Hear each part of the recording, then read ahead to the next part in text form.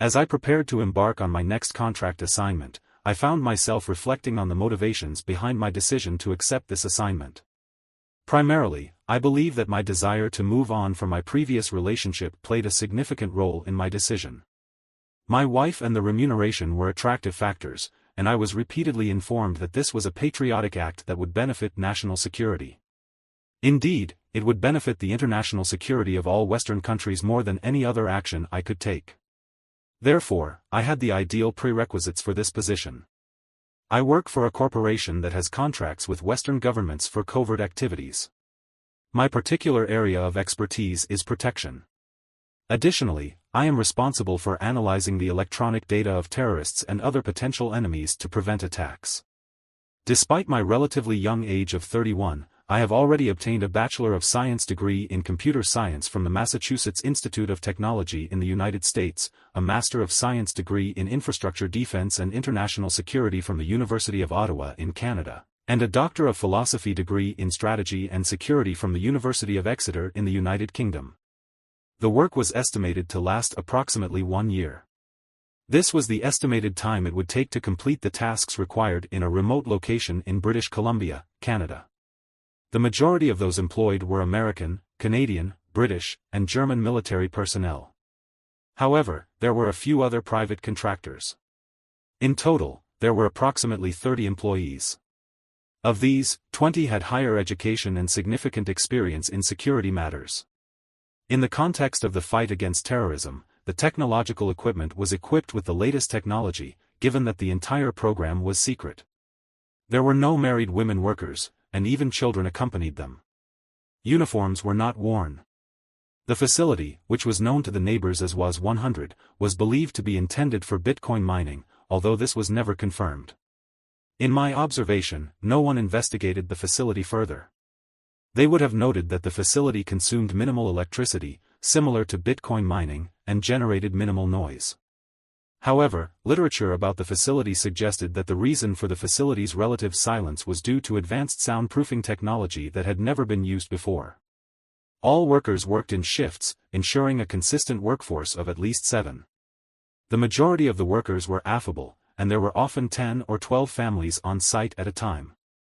There was no attempt to exclude single individuals, regardless of gender. After approximately a month, I became accustomed to the work and perceived it as worthwhile. We had already prevented one terrorist attack in the UK. However, I observed that the majority of the 14 wives present appeared to be disinterested, despite their presence. A social club and gym for sports and those with children and some without children provided assistance at the local elementary school, which was understaffed. Despite the evening cinema and parties, they had no opportunity to work or gain significant satisfaction. There was one aspect of this situation that I found particularly challenging. In fact, that is putting it mildly. There was one aspect of this situation that was particularly distressing. There was a single woman who attracted my attention. The single women who worked with us were highly competent and intelligent, yet I was not interested in them because they were plain or downright ugly. I was very friendly with them, but I did not experience any sexual attraction to them. Among approximately 1,000 townspeople, there was also not a single unmarried woman who scored more than 5 points on a 10-point scale. The available evidence suggests that all the decent and attractive single women have relocated to Vancouver or another major city. Some have even married local men due to the remoteness of the location and the length of the work day. However, there was no feasible way to obtain the opportunity to travel unless one had 4 days off in a row, which rarely occurred given my circumstances with my former spouse. My wife and the necessity for camaraderie among my colleagues. I had no intention of pursuing romantic relationships with their wives. None of the wives wore revealing clothing, as this was not the norm in the local culture. However, during the first month, I did observe half of them at the gym when I exercised, and the ones I saw had attractive physiques. In fact, I felt embarrassed that I was attracted to them. I attempted to maintain contact with the 14 wives. Based on my observations, would estimate that all of them had faces that were a 7 or higher on a scale of 10 and bodies that were as good as could be determined, given the lack of available information on bikini competitions.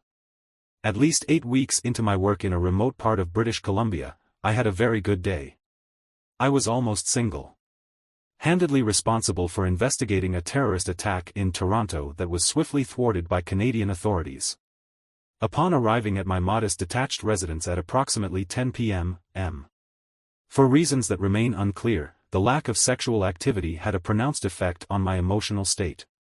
I accessed one of my email accounts and, in addition to the usual unsolicited messages and brief notes from acquaintances, discovered an email with an unusual name. If the subject line mysterious local __ had not piqued my interest, I would have assumed that this was typical spam.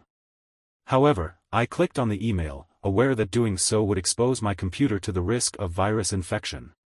The email's author was evidently aware of this risk, yet chose to take it anyway. The email's content was presented in the body of the message and included 6 photographs. Each photograph depicted a naked woman with a face mask and matching blonde wig.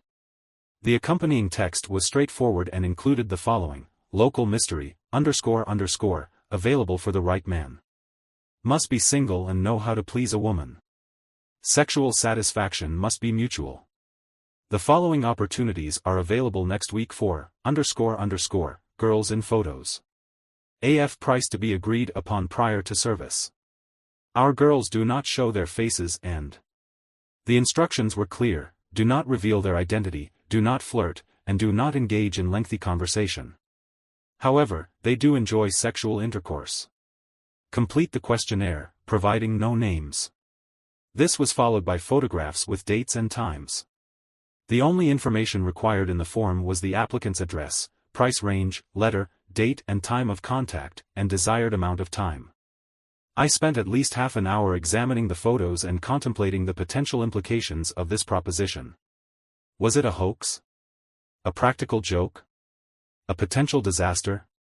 Or a way to resolve my personal issues? The photographs were relatively small, and I found the women in photographs A and F to have body types of 9 to 10, while the women in photographs B, C, and E had body figures of 8 to 9. In other words, they all suited my needs to the highest degree. In photograph D, I specified 100 hours as the price range and 2 hours as the amount of time.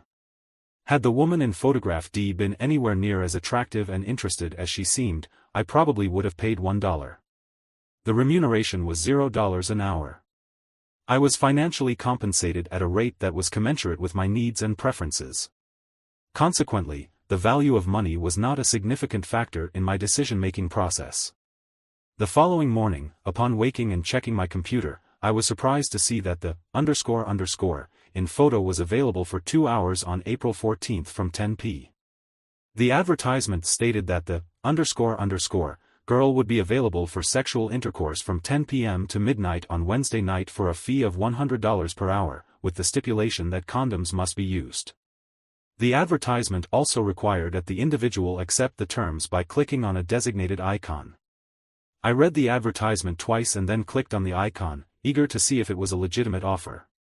However, I was unable to concentrate at work on Wednesday due to my curiosity about the advertisement and the __ girl. I had numerous questions, including where the girl had come from, whether she truly resembled her photo, and whether this was a prank. I finally managed to focus on my work and returned home at 8 p.m. To shower, clean the house, including changing the sheets on my bed, and take a brief nap. I was unable to comprehend the reality of the situation when I was approached by an unidentified individual at 9:58. I observed the exterior of my residence without activating the exterior overhead lighting and perceived a figure that appeared to be a woman, approximately 5 feet 6 inches tall, clad in a cape with what seemed to be long-sleeved sweatpants beneath it. The woman promptly entered the premises, immediately drawing the curtains across the windows.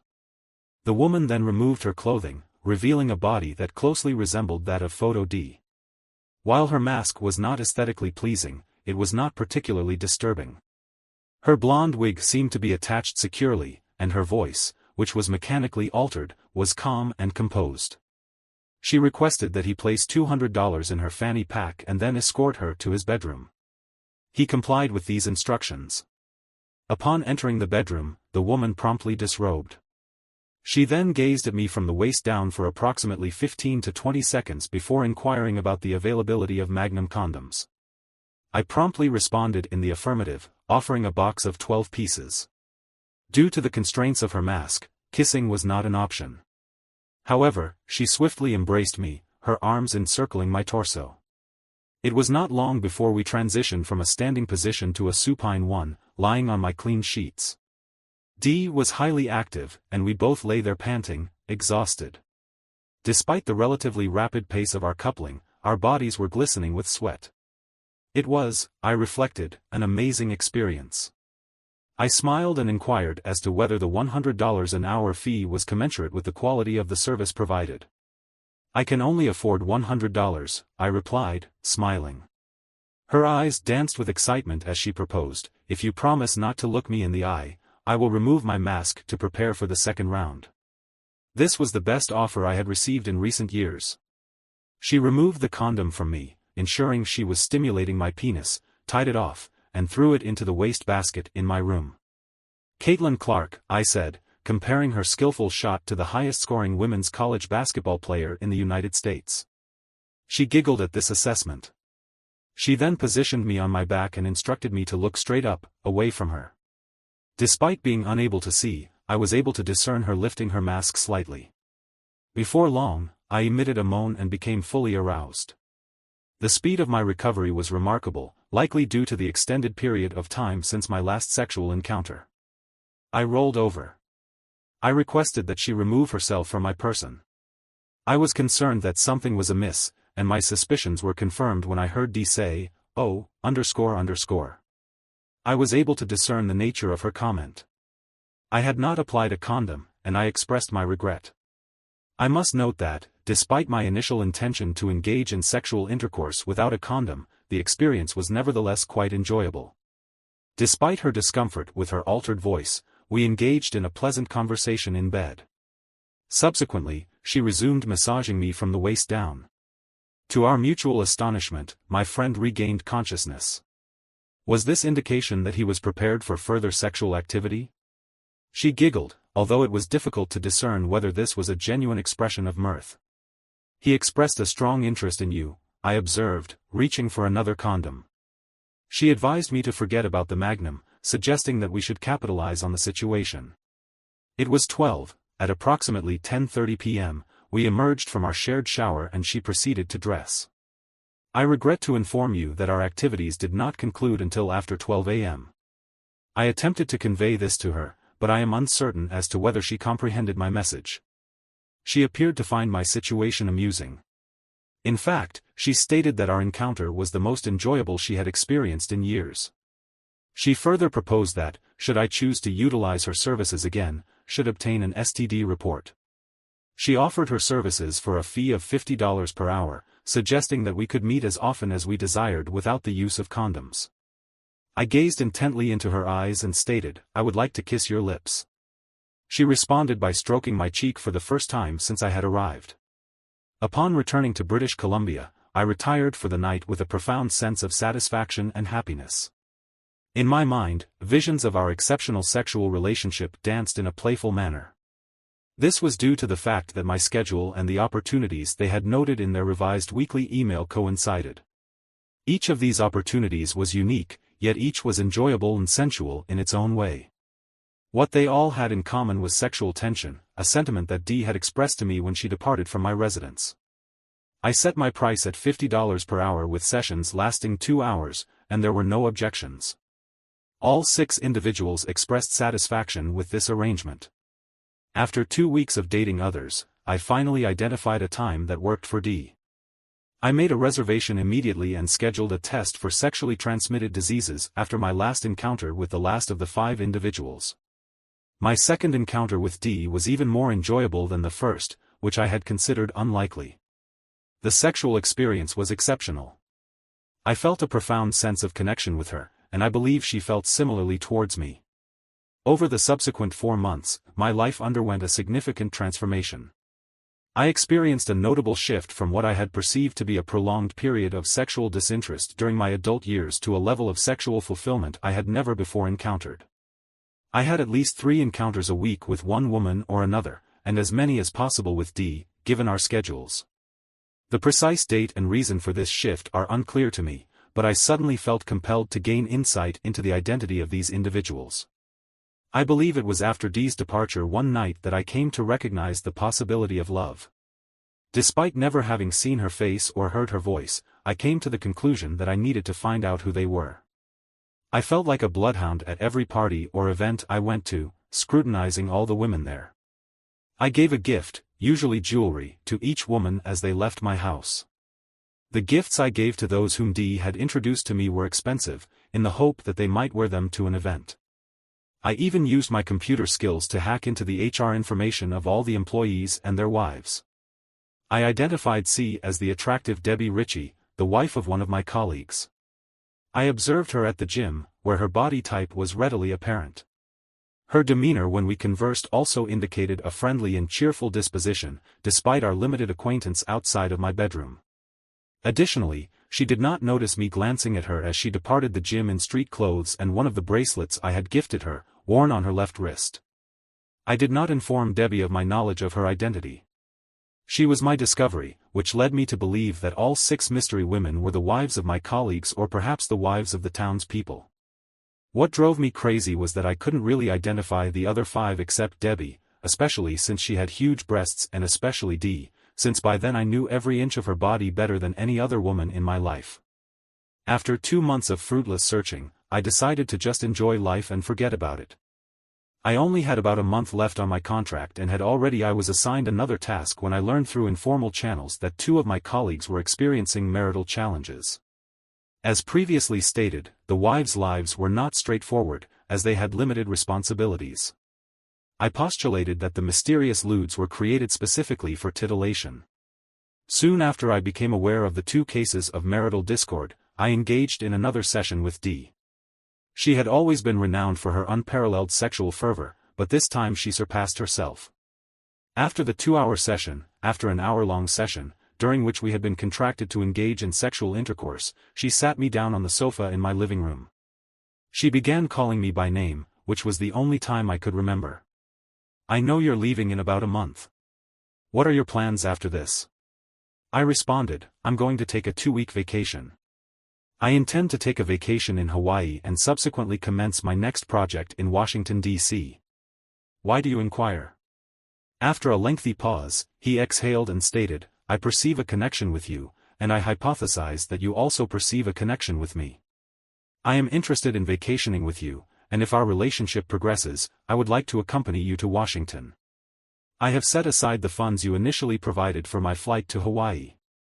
As previously stated, we will assess the situation and determine the best course of action." "Are you married?" "Affirmative, but my marriage. My relationship with you has prompted me to recognize the need for a more dynamic and fulfilling life. I have come to realize that my current situation lacks the necessary excitement and passion. I am uncertain if I can maintain my current relationship with my husband for another 6 months. If I were to accompany you to Hawaii, it would undoubtedly lead to the dissolution of my marriage." I was initially indifferent to the prospect of a relationship with Dee, but I allowed my feelings to cloud my judgment. I was deeply in love with her, and she misinterpreted my hesitation as a negative emotion. I was obliged to continue, as I understood that you needed to know who I was before you could seriously consider my offer. Therefore, I allowed Dee to remove her wig and mask. This process took approximately 2 minutes, during which I was able to recognize her as Carolyn Lton, the wife of one of my colleagues. She has a pleasant appearance and dark hair that flows down her neck almost to her shoulders. Upon recognizing her, I was initially perplexed as to why I had not previously discerned her identity. Despite our limited acquaintance outside the bedroom, I held a positive regard for Carolyn. I expressed my admiration, noting that she was attractive. I inquired about her plans to leave her husband, suggesting that she accompany me to Hawaii, though I would bear the financial burden. She rose to sit on my lap, and we kissed. The first kiss was brief and affectionate, the second was prolonged and ardent, and the third was loving. We discussed the future and agreed that it would be prudent to keep our plans private, except for our closest friend. She proposed that we send her most essential belongings, with the exception of the garments and jewelry that she intended to take with her to Hawaii, to my company's Washington, D.C. office for storage. This was a minor decision. This was a relatively mundane occurrence within the context of our organization. I merely informed them that these were my personal belongings. We scheduled a follow-up session a week prior to my departure, during which I informed her that I would cease utilizing the services of other unidentified individuals. She then made a rather unexpected remark, expressing her desire to be alone with me once we reached Hawaii. However, she also requested a favor from me at that moment. I obliged, smiling. It is worth noting that another woman in our group is also departing from her marital relationship. She has expressed a genuine interest in maintaining a platonic relationship with me. She has a strong affinity for you. While others merely have a casual interest in you and engage in sexual activity for the thrill and additional intimacy, this woman's feelings are more profound. She is genuinely a close friend of mine. Could you continue the sexual relationship with her until our departure? Who is this woman? She is C in our selection of photographs. You mean Debbie Ritchie? How do you know? She's the only one of you I've identified. Yes, since you desire this, I will continue to engage with her. It should be free and without condoms. We can both get tested for STDs. Will this work? I am confident that it will. I will discuss it with her. Now that you know who I am, I will call you from a public phone. We kissed again, and then Carolyn left that night. I had the best sleep I have had since I can remember. Carolyn called me on my cell phone the next day. Debbie enthusiastically supports this proposal. Can she come to your house on Thursday evening around 8? I replied, I would like to schedule an appointment with her to get her STD test. I am ready to start an exclusive relationship with you right now.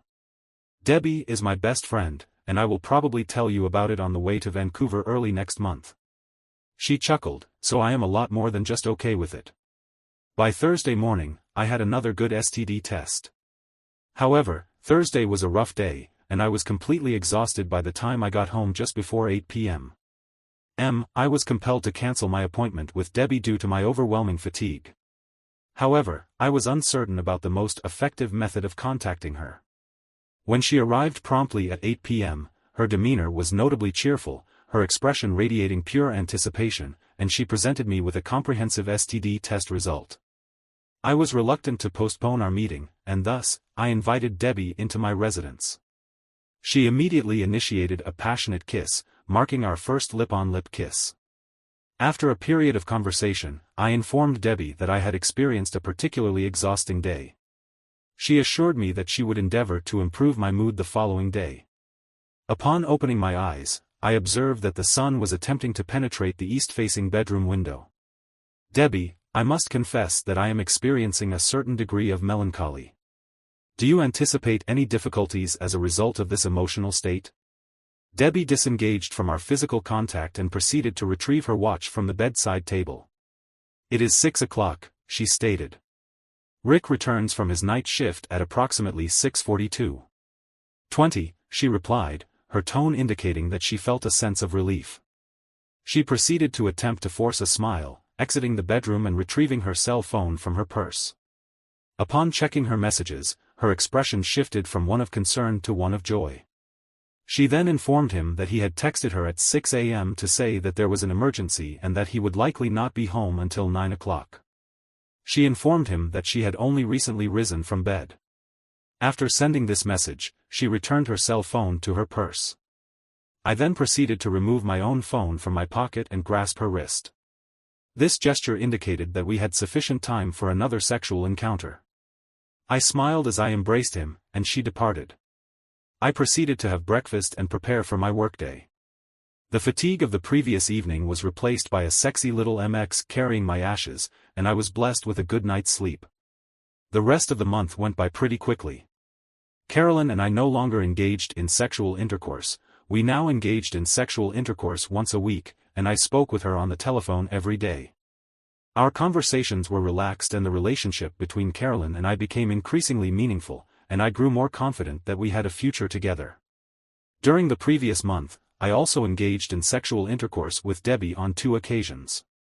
This was purely recreational, and the experience was highly satisfactory. Debbie was the only individual aware of Carolyn and my plans to travel to Hawaii together and develop a long-term relationship. She did not hesitate to inform me of her intention to divorce Rick and that, were Carolyn not already in possession of me, she would endeavor to accompany me to Hawaii. I commended her for her remarkable qualities and allure, suggesting that she would undoubtedly find a partner who would truly appreciate her. I had planned to leave on Saturday morning. She feigned an intention to leave with Debbie, who was supposed to take her to the nearest bus station on Thursday. However, after they drove around for a while, Debbie dropped her off approximately 100 meters from my residence, concealed in the woods so that no one would observe Carolyn entering that Thursday night. Carolyn and I spent the inaugural night of our relationship was nothing short of magical. The sexual encounter was nothing short of amazing and leisurely. However, what was of greater consequence were the profound feelings we had for each other on Friday. I attended my going-away party between 2 shifts at the site. Everyone was friendly, even Carolyn and Debbie's husbands, who, of course, were unaware of the circumstances. One final attempt was made to ascertain the identities of the individuals designated as A, B, C, and D. However, this endeavor proved unsuccessful. I departed the gathering at the appropriate time, citing the need to rise early and embark on the journey to Vancouver. There, I anticipated another evening of intimacy with Carolyn. We commenced our approximately 400-meter journey to Vancouver shortly after 6 p.m. On Saturday morning, we discussed a plethora of topics, yet I was resolute in my pursuit of knowledge regarding the enigmatic Ludes. After a brief interlude for brunch, I inquired, "Carolyn, you promised to enlighten me about the mysterious, __, so commence." I was receptive to any information she deemed appropriate, but we commenced with the number of clients she served. I was jesting. Allow me to recount the genesis of this tale, and perhaps you will be persuaded to believe me. This must be delicious. I laughed, as you are aware that my wife's life in this institution was unbearably dull. We had no place of employment, no concerns, and minimal time off with our husbands. Debbie and I rapidly became the closest of friends, and we got along splendidly with the majority of the wives. We often engaged in card games merely to converse and while away the hours. The gym, which was relatively new and superior to what one might expect for a town of 1,100 people, became a focal point for us. We all began to excel in our fitness there. However, there was one challenge associated with rigorous exercise. Despite my best efforts to maintain a neutral expression, I could not help but laugh. This led to a significant increase in libido, and our previously out-of-shape, hard-working husbands were unable to cope with the change. In this context, there was limited scope for choice, given the lack of appeal of the local population and the lack of sexual attractiveness among the single male workers. When you arrived, Debbie and I acknowledged that we had initially attempted to maintain a distance and observe you from a distance. However, after a period of time, we found ourselves drawn to you. Our marriage, which was already on shaky ground, began to deteriorate. Debbie and I decided that we wanted to give you a try, so we devised a plan. We came up with the idea of mysterious prostitutes who hoped to seduce you. We decided that we wouldn't be able to carry out the plan effectively if it was just the 2 of us. Therefore, we felt out the others very carefully. We revealed our plan to A, B, and F because through our research and discussions, we had concluded that they were the only ones who would be willing to participate. We were surprised that the other wives were not interested in us or that we did not trust them. However, A, B, and F all agreed as long as either Debbie or I contacted you first and told you if it was worth it and whether you would tell me who they were. I asked, wiggling my eyebrows, "Are you going to tell me who they are?" They would have killed me, but I persisted. I asked them one question about them, although I was not really surprised that despite my best efforts, I was unable to ascertain the identities of B and F. I was growing increasingly frustrated, as though I had started shaking his head again, as if to say, "Pervert." "Okay," she replied, "I'll tell you about it. A is a married individual residing in the city. Debbie had become quite close to her through their shared involvement in volunteer work at the elementary school. They often discussed their shared frustrations regarding their unfulfilled libidos. She is a teacher at an elementary school with a small student body of 4 teachers. Each teacher instructs 2 grades, from 1st to 8th. After that, students must take a bus for 3 days a week to a high school located 30 meters away or study online for 2 days. She teaches 3rd and 4th grades. Given her large breasts and thin frame, it would be easy to recognize her if you ever met her. This is why we made every effort to ensure that you never met. This solves one riddle. I smiled, but it is still difficult to believe that you arranged this entire story with the mysterious libertines, especially for me. We did it because you were the only man in the area that any of the 6 of us married would be willing to risk sleeping with. Moreover, we knew from our sources, which I will also not disclose, that you were due to the lack of female companionship that met our expectations. We devised a plan to facilitate communication with you via email. Our objective was to ascertain your willingness to engage in sexual intercourse with either Debbie or me. If you responded affirmatively, we would then proceed with testing and informing the other participants, who were initially uncertain about their willingness to participate. They were, however, amenable to being photographed in the nude while wearing masks and wigs. I consider myself fortunate to have had my first session with you. The experience was so exhilarating that I found myself laughing. In response, she also laughed. I provided genuinely enthusiastic reviews, which encouraged them to try it. At the risk of inflating your ego, they were all quite pleased with their encounters. In fact, they were upset with me for making you see only Debbie and me last month. They all wanted to meet you to say goodbye, so I have nothing more to add. I must concede that, despite my initial reservations, there is one additional detail I am willing to divulge. Debbie and I developed a profound affection for you, while the others expressed admiration but were ultimately constrained by their marital commitments.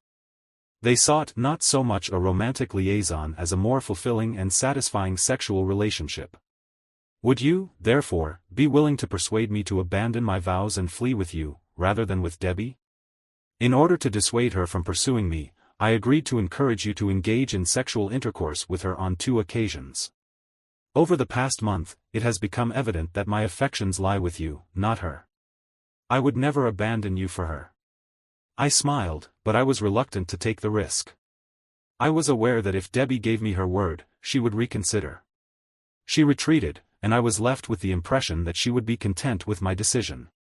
However, I am still in love with you.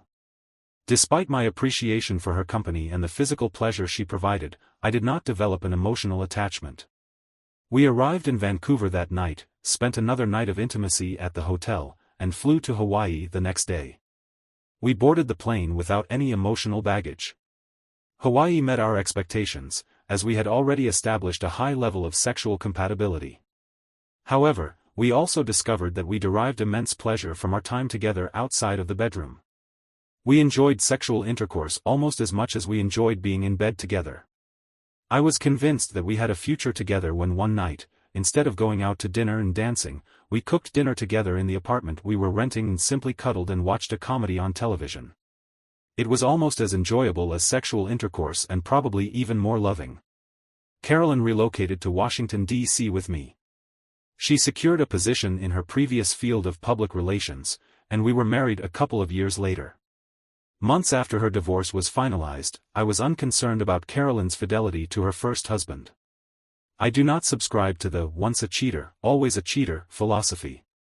However, she was preoccupied with this issue and attempted to reassure me repeatedly during our first 6 months in Colombia.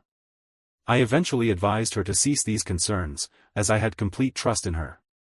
Now, 12 years, 3 children, 2 dogs, and a 5-year-old house later, I am confident in her fidelity. The suburban bedroom house has passed, and our relationship is stronger than ever. Despite the intense sexual satisfaction I experienced in British Columbia with the enigmatic __, I would not trade a single moment of my current blissful life for a return to that period. Debbie, who never remarried but was now even more attractive, visited us on numerous occasions over the years. However, Carolyn made it explicitly clear to her that while there was a mutual attraction, there could be no further involvement.